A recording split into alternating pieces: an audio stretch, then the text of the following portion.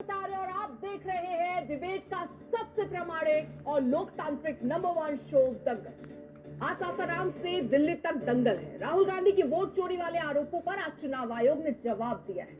राहुल गांधी ने चुनाव आयोग की एसआईआर प्रक्रिया पर भी सवाल उठाए, जिसका जवाब आज चुनाव आयोग ने चुन चुन कर दिया है। चुनाव आयोग ने राहुल गांधी को 7 दिनों का अल्टीमेटम। नरेंद्र मोदी इस वक्त आयोग जो प्रेस कॉन्फ्रेंस चुनाव आयोग ने किया है वो आज राहुल गांधी ही। सबसे पहले ये सुनना बहुत जरूरी है, चुनाव आयोग ने जो प्रेस कॉन्फ्रेंस की उसमें क्या मुख्य बिंदु थे, क्या मुख्य पॉइंटर्स थे, जरा आप पहले ये सुनिए, उसके बाद चर्चा की आगे करेंगे शुरुआत। अगर कोई सोचता जुड़ गए आपको जल्दी से तारुफ करा दे। शिवम त्यागी प्रवक्ता बीजेपी की ओर से हमारे साथ जुड़ चुके, सुरेंद्र राजपूत प्रवक्ता कांग्रेस पार्टी के इस वक्त हमारे साथ हैं, अभिषेक झा प्रवक्ता जेडीयू के, कंचन यादव प्रवक्ता, बबलू मंत्री बिहार सरकार के इस वक्त हमारे साथ जुड़ चुके हैं। तो तमाम आरोप लगे, चुनाव आयोग ने सिलसिलेवार तरीके से जवाब दिया। चुनाव आयोग ने स्पष्ट भी किया, और जैसे कहते हैं ना एक बच्चे को समझाया जाता है उस तरह से वो समझा रहे पूरी प्रक्रिया। भाई कानून क्या है, कैसे आपको अपनी बात रखनी है, पत्र और हलफनामे में अंतर होता है, बात तो समझिए। और ये भी कह रहे हैं कि सच सुनने और समझने की क्षमता होनी चाहिए। आपकी प्रतिक्रिया?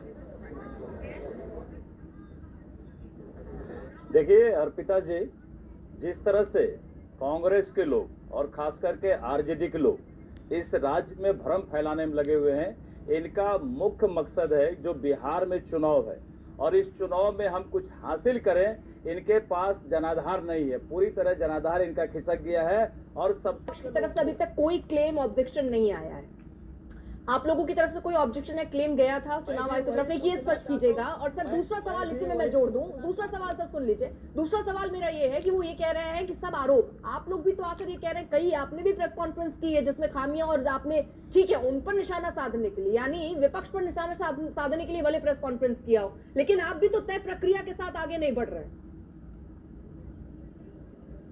देखिए अर्पिता जी, हम साफ तौर पर कहना चाहते हैं कि चुनाव आयोग अपना काम कर रहा है। दूसरी तरफ हम कहना चाहते हैं जो लोग पहले आगे बढ़ के, उन्होंने कहा हमने 2024 में भी कहा, चुनाव आयोग की तरफ से उसको खारिज कर दिया गया। दिए थे कि नाम काटने के लिए जिनका भी हमारे संज्ञान में या हम लोगों का है, 2 जगह नाम था, तो हम लोगों ने पहले जवाब में कंफ्यूजन में उसका जवाब आपसे चाह रही हूँ। फैलाना बंद करे। मैं आपकी तरफ से भी प्रेस कॉन्फ्रेंस होकर कई तरीके के इस तरह आरोप लगे हैं कि यहाँ ये गड़बड़ हुई, उसको लेकर आप गए चुनाव आयोग के दफ्तर या आपने अपनी बात रखी? क्योंकि चुनाव आयोग ने तो साफ कर दिया कि अभी तक कोई नहीं पहुंचा है।